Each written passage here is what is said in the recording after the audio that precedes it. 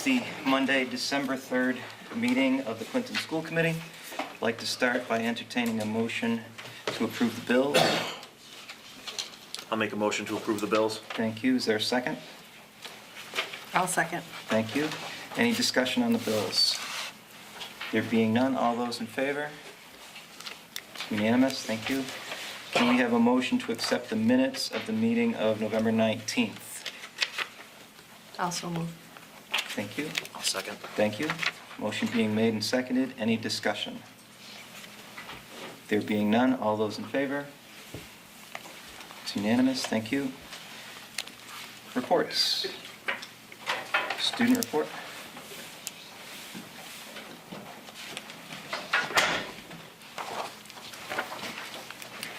Good evening.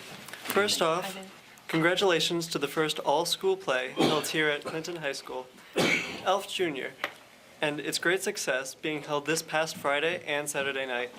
It was a wonderful middle school and high school collaboration of hardworking students, staff, community volunteers, and some guest appearances. Winter sports have begun at CHS, including cheerleading, wrestling, swimming, and ice hockey.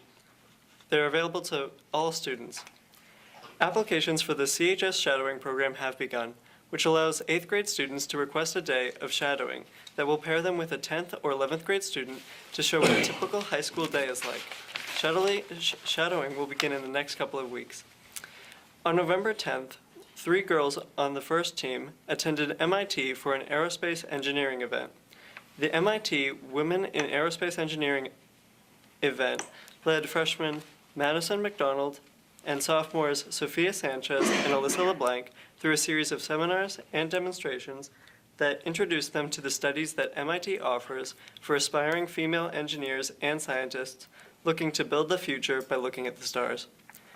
All 3 girls throughout the experience said that it was amazing and hope that they'll have the same opportunity next year. The first robotics program is kicking off its season with the bridge breaking that will be held Tuesday night. The school council is welcome to attend. Dinner is held from 5 o'clock to 6:30, with bridge breaking starting at 6:30 in the auditorium. There will be close to 20 bridges in the competition, and a big thank you to Mrs. Apantis and Mrs. Gottsman, who are back again to judge the competition, and to Dr. Meyer, who will be entering a bridge with his son. The student council will be holding our Christmas blood drive on Friday, the 14th. The drive will take place throughout the school day as usual and will be worked by student council members in their festive attire. This year, homemade cookies aren't the only thing that makes the holiday blood drive special. Donors will be giving their blood in honor of Kaylee Gilroy, a 4-year-old girl that was diagnosed with leukemia when she was 6 months old and has required many blood donations as a part of her treatment. Thanks to life-saving blood donations, Kaylee is now living happy and healthy. If anyone would like to donate, please email galesgive@clinton.k12.ma.us to schedule your appointment and feel what it's like to know that you've helped save lives just like Kaylee.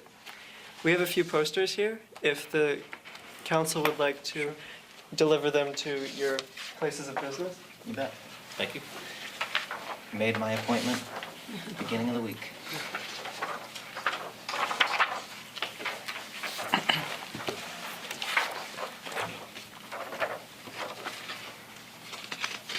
I'll take the rest of them that you have there if you want, and I'll hang them all up.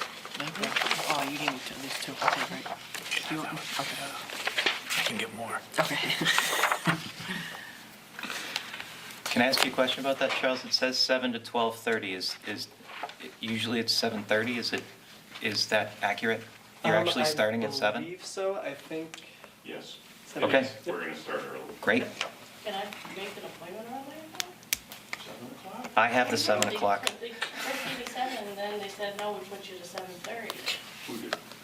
Oh, okay. Moving on.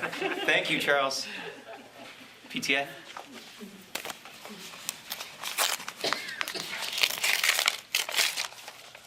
I forgot my notes at home, so I apologize. No worries. We just ended our first play fundraiser this past weekend, Elf Junior. It was a wild success.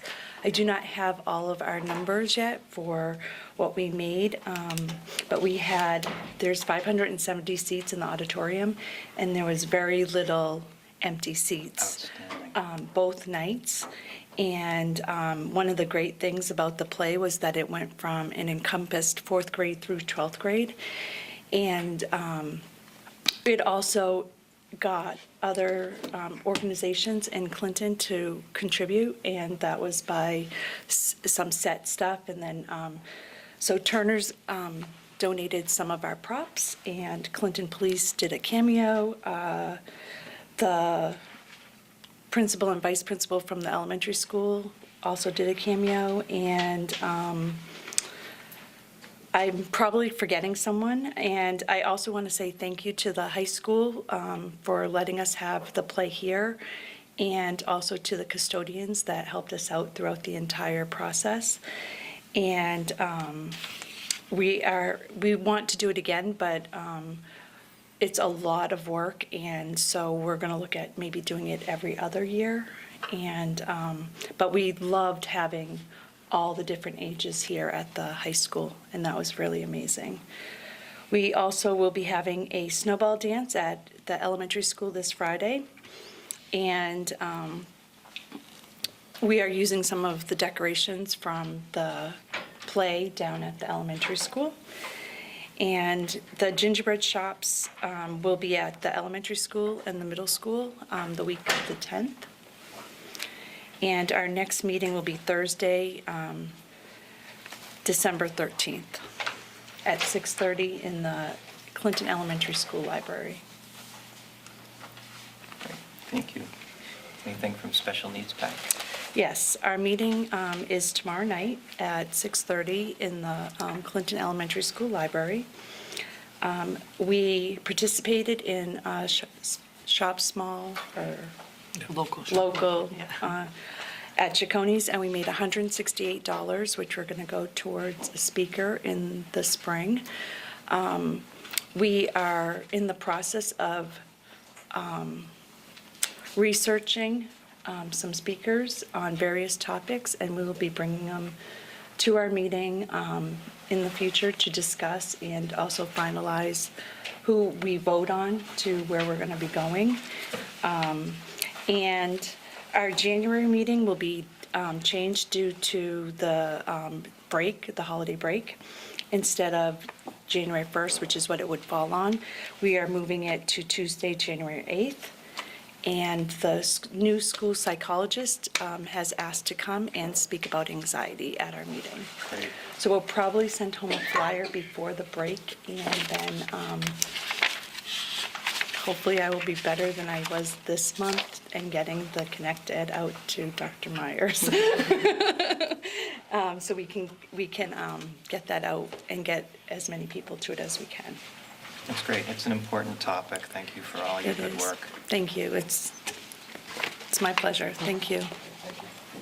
Is there anything from the CTA tonight? Nothing this evening. Thank you. Is there any public comment? There being none. Dr. Meyer? All right, so pretty short agenda here, I think.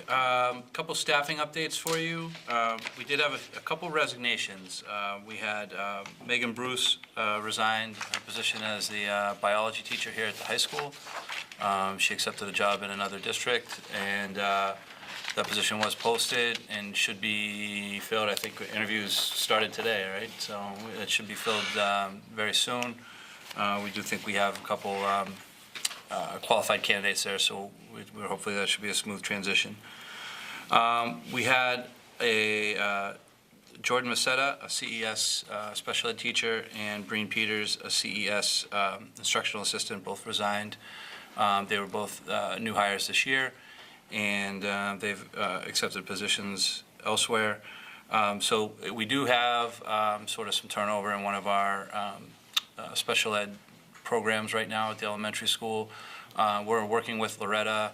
I'm working with Loretta, and we're working with New England Center for Children, NEC, to try to see what supports we might be able to get to help support that population, similar to kind of what we did with the younger students in the beginning of the year with the BCBA.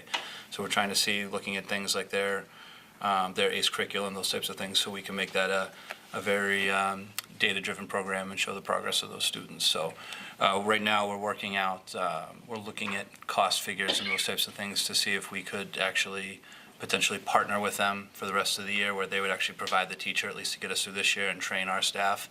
But we got to see if that's financially feasible. But I think at this point in the year, it's going to be, that's a very difficult position to fill mid-year. For retirements, we have one retirement coming up. Scott Karpuk is the Clinton Middle School technology teacher. He'll be retiring at the mid-year. I forget the exact date. It's like January 16th or something like that. And the contract, they can go at the mid-year point, so he'll be retiring at the halfway through the year. Also, substitutes have been kind of an ongoing issue, I think, not just here, but I think in a lot of districts. We have reached out to an agency about looking at potentially if there's a solution for contracting out substitute services. We don't know the feasibility of that yet, but he's got us a form that we kind of fill out with some of our numbers as far as daily absences and those types of things, and they can look and get us a proposal. At the same time, we know that that would be a longer-term solution. We are advertising in the item this week, and we've done on social media on December 12th from 2 to 4. We're trying to have a substitute hiring fair, just anyone that wants to come. We're hoping that maybe some students are back from college or anything like that, if they want to come and try to get on the list, we can try to almost do sort of a on-the-spot approval day and try to get people signed up so we can try to come up with those coverages. And it's not, we're always able to cover the day. It just becomes one of those things where now, you're pulling someone who should be in there supporting a class or doing something slightly, they have their own job to do, and now you're pulling them to cover a class, and it just kind of, makes the system not run as efficiently as we can. So we're really trying to work to make sure that we can try to recruit some more substitutes. So it's not a money thing, it's a personnel thing. Yeah, I don't think it's a money thing because our wages are pretty comparable to other districts. I mean, every once in a while you might get someone who says, I'm going to sub here today, not here because it's $10 more. But it's not like that's not the main thing. It's just the sheer number of bodies. But that does bring up a point where I will be reviewing kind of with I'll run it by our legal just to make sure, but we might have to review our sub pay scale because of the minimum wage increase that goes into effect. So we might have to look at that just to make sure that we're not in any type of minimum wage violation when you look at the number of hours the sub works and the amount they get paid. So we'll just, I'll confirm with her the best practice for that, and if we need to bring that sub rate sheet back to a meeting to get tweaked, I'll bring that to you. Okay. Social, emotional, and physical wellness is sort of is a section of the strategic plan that we are just kind of touching base on tonight. So I think the first goal there is increase social and emotional supports district-wide for all students. Looking at the caseloads and counselors, I think we've done a lot of tweaking with that. I think this year with the new, particularly at the younger grades, at the elementary school with the adding of the new school, and we're adding a new grade down there. Excuse me, and we're continuing to kind of look at that as we start our budget process for next year. One of the things that we are looking at is the Professional Development Day on January 12th. The plan is January 2nd, not January 12th, January 2nd, we have Professional Development Day, and to look at, doing some professional development on kind of social emotional learning and making sure that we kind of integrate that. I think one thing we always say about social emotional learning, people hear that term gets used a lot nowadays, SEL, and we got to remember it's not really something it's not like a class. You don't send a kid to teach them SEL. It's part of the culture and it's part of what everyone needs to do so that we can all be aware of that. So I think that's something that we want to at least start formalizing those strategies a little more on January 2nd. I think a lot of the concepts, the pirate theme we started at the beginning of the year, a lot of those concepts of, rapport and engagement and those types of things those are definitely support social emotional learning, but there's definitely a growing body of research and strategies around that we can formalize as we move forward. The second one is develop process to educate and respond to student needs, such as addiction, trauma, mental health. One of the things on there was to look at assemblies. We have a couple substance abuse assemblies that we are looking at trying to bring into the high school and the middle school. Our goal is to try to get those in before Christmas. We're trying to kind of coordinate that in here in December, but if we're unable to schedule that date, we'll probably try to get it in early January or something. But there's two programs that were offered to us free of charge through some of our local partners. Another thing with those local partners, and this is a future agenda item I'm sure we'll talk about, but they also are interested in us participating in the Youth Risk Behavior Survey, just to help us gather that data. And I know that can always be a little bit tricky, and it can cause some anxiety. I know I've been in districts where we've done the YRBS, and it's not there's a lot of hype around it, but really it kind of goes pretty smoothly. Kids take it, they're used to it. But that's, we want to make sure that we're sensitive to things as far as how parents can opt out and those types of things. So before we move forward with that, I would bring that back to you, but there will be a meeting, there's going to be a meeting of superintendents in this area about trying to do the YRBS in this region so they can gather that data. Increasing opportunities for students to promote physical movement. One of the topics we're looking at for next year as we're trying to be in our scheduling and budget process. I know particularly at the middle school, reviewing the specials and some of the changes to those specials to make sure that we're able to try to provide opportunities for physical education and movement breaks and those types of things throughout the year. And also looking at the elementary school as well and trying to make sure that we're incorporating, a lot of the teachers down there they incorporate different movement breaks and those types of things within their classroom. But we've talked about those strategies and really we've been promoting those strategies, I think, on a sort of an individual basis as we try to help teachers with some of the transitions. I think some of the new schedule and some of the new curriculum this year at the elementary school has kind of made some of the areas of the day a little more focused or intense than maybe they were. So we want to focus on some of those transitions and opportunities to kind of get those movement breaks and those stretches to kind of help the young kids stay on task. Foster a growth mindset, actively promote resilience strategies. I mean, I think that's a lot of that growth mindset comes with the pirate theme and the strategy that we've been talking about all year. And then the safety committee. Safety committee is continuing to meet. I don't think we have our next one scheduled yet because we were going to have a drill first. We did have a drill date that was selected in November that unfortunately had to be rescheduled due to just the way the staffing for the Clinton Police Department fell that day. So we will be having a lockdown drill between now and Christmas. We're working on finalizing that date and time so that we can get that done.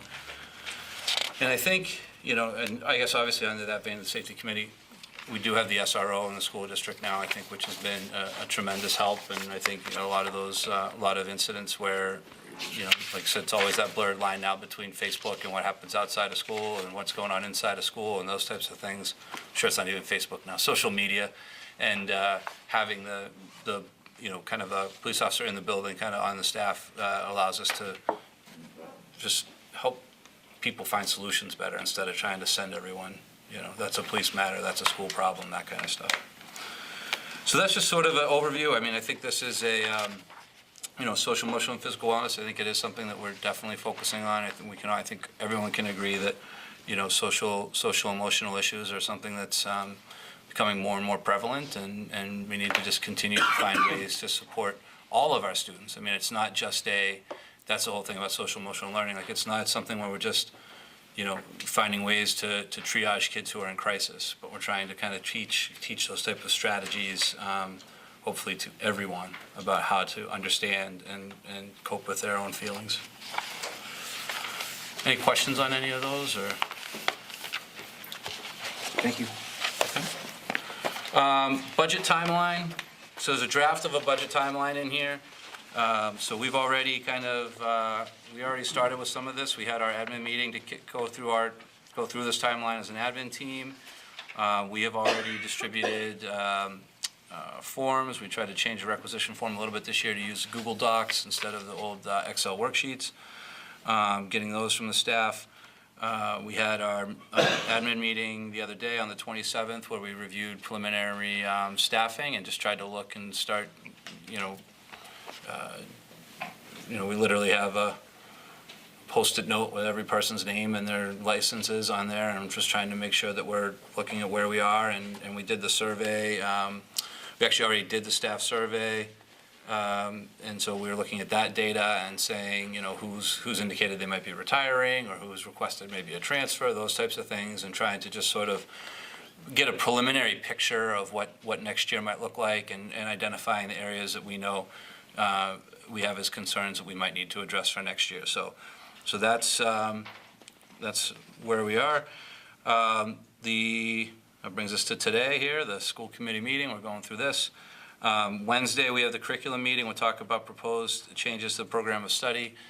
Those don't have to be finalized necessarily at that meeting on Wednesday, but we at least want to make sure that we come to some consensus for anything that's going to impact the budget. If it's something that's going to require new textbooks or additional staffing or anything like that, we need to make sure that we're conscientious of that, and then we can bring any final, that's a subcommittee meeting, and then we can bring the final documents to the school committee. And then hopefully we're going to put everything together, and our goal is to have I think it's January 14th on there if you look, that's our target, to try to get a preliminary budget to all of you with, kind of our request based on what we feel we need for staffing, for supplies, for those types of things, and trying to build those in there.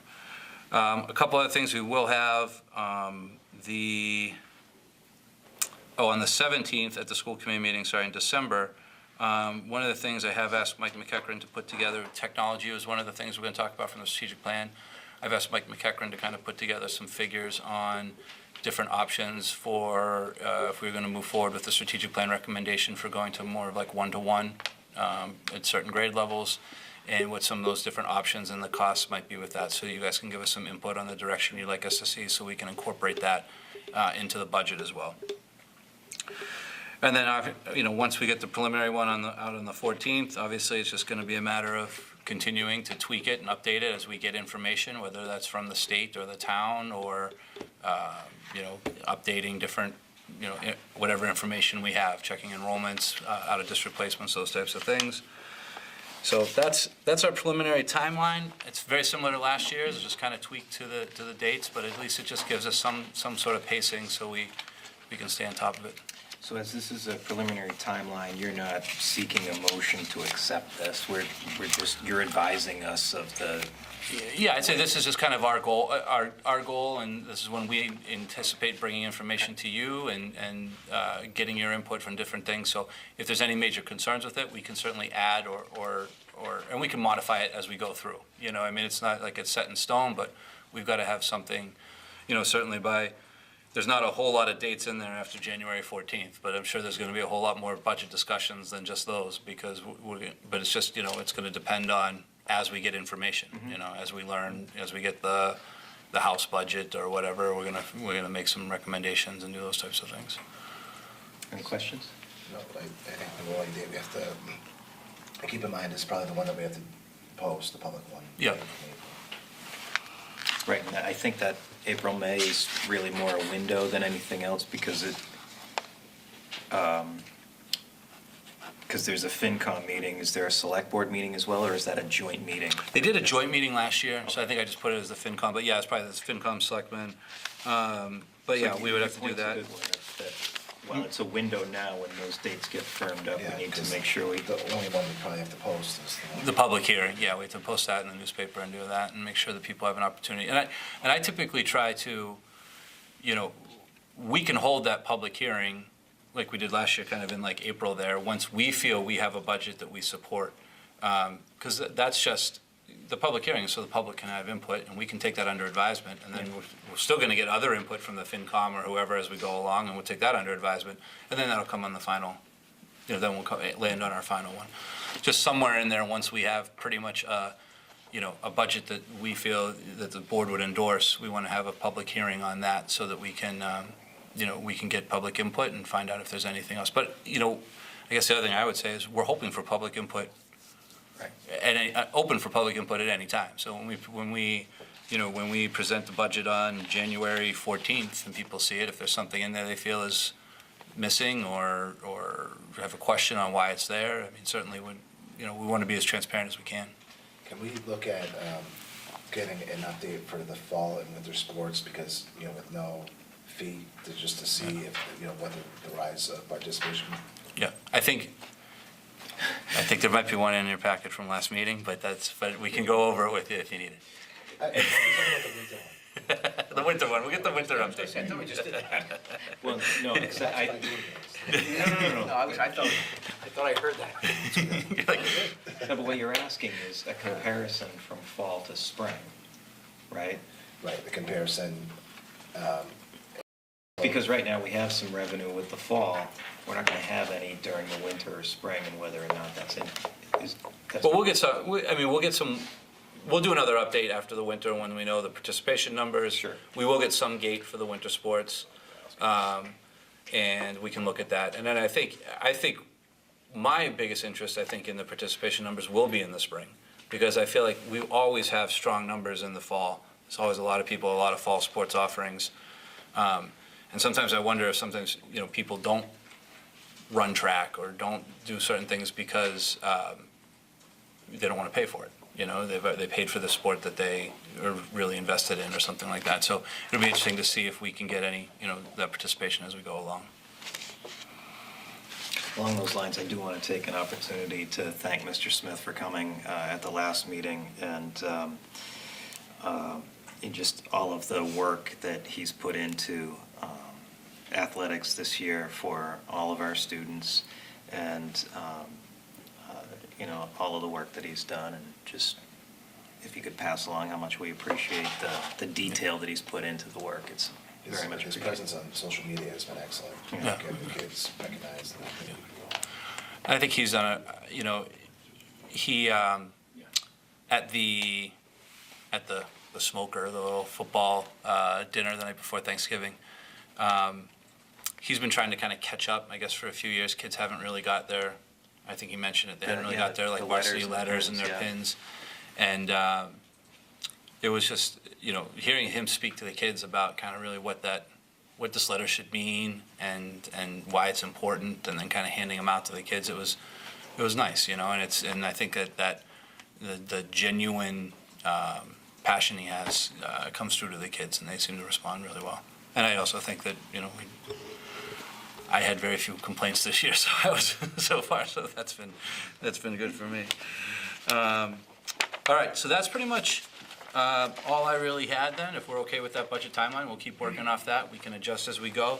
And then the last thing on my report was just a facilities update. And since I was just at a government affairs meeting with Russ, I said, hey, while you're out. So, I don't know, Russ, if you want to come on up. I know there were a couple questions last meeting about the middle school air conditioning system. And I had emailed Russ about it. He gave me an answer, and it was a long one, so I'll let him share. Yeah, we'll cut it down a little bit. So, there were some concerns about some repairs to the high school air conditioning systems, not the high school, at the middle school. The systems that are installed are basically what everyone refers to as Mitsubishi systems, the splits, the ductless. The problem with those for our use is they don't provide fresh air. It's not a unit I would have put in if I was asked.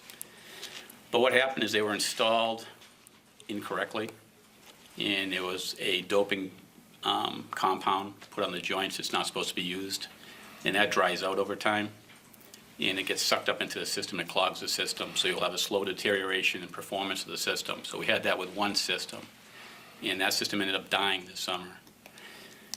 So we had to go up and we had to take apart 78 or 88 physical connections, drain the system of all the HVAC, clean every piece of it out, and there's literally miles of line in the ceilings. And then we had to put it all back together the right way, weld it together, recharge it, certify it, and get it back going, and that was about $19,000 to repair that one system. Right now, we have another system that's showing sign of performance decline, same issue. And there's 3 other systems up in that school that are put together the same way. So we're looking at if there's a way to reach back to the original installation crew and recoup some savings out of that and getting some repairs done going forward. So I'm going to spend the next couple of weeks looking at that. I got the technicians looking at it now. That was the long story short on that. Any questions? Now, that air conditioning was just installed in the middle school, just within the About last 3. about 2.5 years.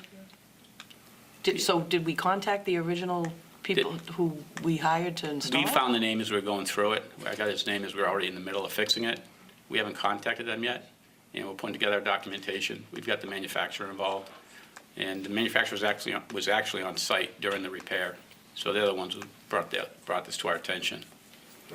So you're going into what I was gonna ask, so was the manufacturer able to provide us a written document to support that it was installed? I've asked for that from the manufacturer and from the repair company. So the manufacturer, they'll get it to us. The technicians will get it faster. I pushed them a little bit this week for it. And because that doping compound was used on the joints, there was no warranty on the system. If it was installed appropriately, what would the warranty have been? 1 year, 1 year? yeah. Wasn't there a committee, wasn't there like a building or a facilities committee that we had? There's I vaguely there's a re- town building committee. I that think they Bill just went meets through for. the town, building committee when they did that, I think, if I remember. If it's anything over 50,000, it's supposed to go to the town building committee. Yeah, I'm a member of that. I Can't thought we remember. had, I remember, in recent years, we also repaired all the sidewalks. I know there was a few projects going, and there were certain individuals in the town that were serving on this committee. I don't know if it was townwide or if it was just specifically for the schools, but I know they covered didn't we just have to replace all the sidewalks here at the high school in the last few years, too? They 3 or did 4 do years. that. That building committee is what Steve's talking about. There is a town building committee for all expenditures over 50,000. And, they review the projects, they review the paperwork, documentation. They don't review the work. They release the project to go, and companies come do their job, and there was never anyone to look at it. And, that's where the ball got dropped on that one. I think that's part of why we have a director of facilities now. Yeah, Exhibit A. And I apologize to ask them that you probably just explained, so bear with me, I do apologize in advance. So we should spend $19,000 to get the Mitsubishi systems back online, One of them. one of them. One of but- 4, 5? One of 5. 5. But you mentioned that they were not the appropriate systems to solve. Well, I'll backtrack on that and answer that for you. Schools require a certain amount of fresh outside air, as well as heated or cooled air from the system. The Mitsubishi systems do not provide fresh outside air. What the middle school has is a 40-year-old design of supply air ductwork that's installed into it, which doesn't meet the current codes. So by installing those Mitsubishi systems, we may have violated some fresh air codes, but we do have operable windows, so that's not that big of a deal, but it's a technicality that we always have to look out for. So I guess my question is, so we've put into repairing one of the systems, are we gonna continue to keep going this direction if it's not appropriately meeting the codes and it's not providing the outside ventilation? We have to have the ventilation tested to make sure we have the right flow rates. They had done that originally in the design. I don't know if they actually tested the flow rates, but we're going to have that tested. So we have the right amount of air. Again, with the operable windows, we have the opportunity to open a window if it's stuffy. But I also think what you're getting at, Mike, is, are we going to basically spend $80,000 to fix 4 other units if they're not necessarily the right thing? And I think at this point, we would have to make the decision, because I think it's either going to be, yes, we fix them, or we don't really have air conditioning. we open windows. windows. We open windows. So I think what we have to do is, I think we'll know more about that direction once we're able to get in touch with the original installer and get that information from the manufacturer and see, are we able to recoup anything? Are we able to get some sort of repair from them or anything like that in terms of, will they come redo their joints or something like that since they know they messed up? I don't know, probably not, but we'll see what we Yeah, can we have get. to wait till we hear from the manufacturer. If they say it was installed improperly, if the manufacturer tells us that, then we'd definitely go after them and have them reinstall everything for us at no cost to us. I'm sorry, right now, there's only AC on one floor, right? Correct. Right? So, I mean, and kind of getting into that, I'm not saying, I know you're talking the budget for next year, I mean, at some point, whether it's, I know you're the duty expert here, but, are we gonna use that same system on the other floor, or is it, We're going I'm not asking for No, anything. yeah. No, I know you weren't here, and I don't want Yeah. to just dump this all on you, it was more just kind of a general, Yep. There's actually other ways of making it happen at the middle school, and I've talked to Steve about it a little bit. One of the things in the middle school is the entire central core of the middle school is air conditioned. The library, all the offices that surround it, everything in that middle core that's surrounded by that corridor is air conditioned. It's just that the air conditioner up on the roof has been dead for 9 or 10 years. So I'm going to have a budget number for that in this coming fiscal year to have that replaced, and that will air condition 60% of the first floor. And now we just have to deal with the perimeter classrooms. And what if one of those air units, so you have to bring the crane, you have to bring that in, you have other expenses, right? So Yeah, I don't have a number on that off the top of my head. It's not a small number, but it's, it's not None going to of kill your it. numbers are ever small. Yeah, well, that's the beauty. I think it shouldn't be that bad of a hit. It's just one unit. Everything, we can reuse everything from the roof down. It's just replacing the unit. So there's good news on What do that. you mean when you say we can reuse it? Well, one of the problems you have is a lot of times the supply and return line sets from the refrigerant, they don't work for some of the new refrigerants, but this one was oversized when they put it in, whenever they put it in, so we can use them. It just adds cost. Some of the extraneous cost is already, So theoretically, the money invested in, what we would have to invest now in the short term could be used depending on, what possibilities open to us right, in the future. correct. So Russ, what was the issue with the ductwork that you mentioned earlier? Well, ductwork sizes, they change, they change requirements every 10, 15 years. Okay. So we don't really know if the existing ductwork in the middle school is up to current code. So there was ductwork that they leveraged that was already there, or? Evidently, Okay. as part of which was what they should have done. Okay. But in the documentation, I just don't see where they match it to current code. I've gone through it, I haven't seen it. Okay. And again, I didn't worry too much about it because there are operable windows in the building, and it was never a cooled building. Yeah, but I mean, we don't want to be opening windows when We're air conditioning on, right? I mean, No, but even in a perfect world, you can have a room, if you got a full air-conditioned building, you can have a room that's too hot or too cold, and you crack a window, or, humans gotta be comfortable, right? And I think the other issue I know you mentioned in there was the way that those systems are filtered, right? So instead of it being a central system with one type of filter, each individual unit has a filter. Yeah, well, So that's- from a manpower perspective, it's a very labor-intensive system. Yeah, that system it takes 2 to 2.5 days per month to clean the filters when we're short-staffed. So if you don't clean those filters every month when they're in operation, they clog up real fast. So That's the new system that we just put in a couple of years ago, or that's the that's the original? new one, that's the new Mitsubishi's, those ceiling systems. Like, I can't show you anything here, but like that system over there, there's a filter in it. Well, every room has 2 of those. This is a big room, so that's a big one, so it's easy, you do it every 6 months. These little ones, you gotta do them every 30 days if they're used constantly. And again, that deteriorates the performance, that can affect the long-term reliability of the units themselves. Some rooms have 2, some rooms have 4 of these units.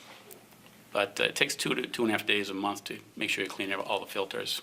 Has the frequency of cleaning those been high because that's where that doping compound ends up in the filter? No, the frequency of cleaning those has been low, and we're trying to cure that issue with the staff. Well, yeah, I know, has been low, but you think it needs to be high, once a month? Yeah, But we it need to is- do it once a month. Okay, Yeah, we- that's regardless of that doping, because It has nothing to do with it. Okay, but No, that it- was, Because the doping's in the refrigerant. There is in the joint, in the ceiling, Yeah. in the lines. It gets in the refrigerant. And it breaks off and goes into the system itself and clogs it up. oh, okay. All right. Any other questions? So are we establishing a, preventive maintenance schedule that That's all part of it, yeah, that's already established over there, and that's we got it's sort of a task to print that out for you. Actually, it's an online computer, it's a web-based system. I can give you guys access to it, you can Don't look feel at you it. need to, unless someone wants it. But I mean, we don't have to glad that worry it about exists filters and not it's being changed, used. because that's already It should be in there. documented. No, yeah, no, that's something I deal with every week over there. You know, they know they're supposed to do them. The only other thing is, the high school and the elementary school, we've been having a lot of repairs on both of the buildings. And it's funny because they're like 2 years apart from each other when they were instituted. This building has had the majority of repairs because one of the control systems were just falling apart and they had been haphazardly repaired. So we've been fixing one area of the building, which in turn causes the next area of the building to go crazy. So we've been going around this building, we've chased it around, and we finally found what we think the seed issue was on Thanksgiving when the building froze and everything shut off. And we were able to rectify that, so we're hoping that problem has gone away now. We think we're done over there fixing things, which is some good news.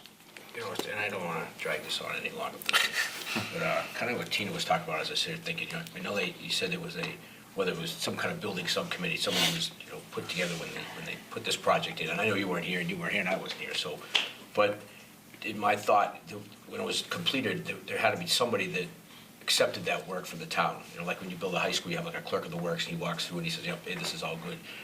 As you're going through this, trying to find out, like obviously to go back to the company and see if they'll fix it, there's Right, some record, and there may Yeah. not be, but I would have thought that when they get this $1 million project, that somebody from the town Would have signed off. would, right, and they would have, somebody like a duty expert, I gotta know that's you now, but Yeah. somebody that would have said, hey, caught some of these issues that, Yeah, I haven't seen any documentation to that effect yet. right, because I think there had to be some type of committee that, But I think part of it is too, and now we have that guy in place, so. but if it were, yeah, but I mean, if before Russ came on board, there's a 50-50 shot that if it's a school project, it would have been me signing off, and I wouldn't have known that they used the wrong joint compound, you know what I mean? Like that's, Unless you know what to look for in the ceiling, if you have some HVAC experience, you've been in the business, you wouldn't know. Yeah, it's cool air, yeah.